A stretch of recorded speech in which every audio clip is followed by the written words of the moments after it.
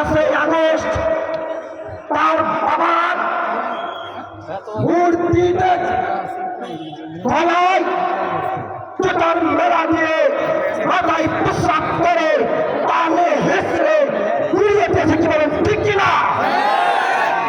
আজ এখান থেকে আমি বলতে চাই, এই বাংলার জমিনে আর কোন মন্দিরের মতন মূর্তি স্থাপন করতে হবে না। কি বলেন ঠিক কিনা?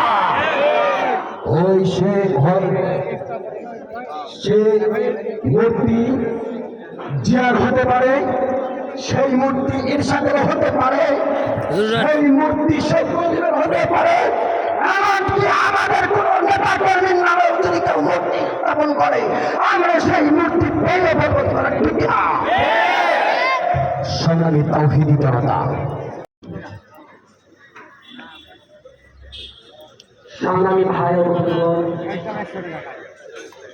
আজ আমরা এই গণসমাবেশে কয়টা দাম ওটা কাকা? এর দাম কত? আমরা জানি এই স্বৈরা শাসক শাপলা চত্বরে আমার ছাত্র জনতা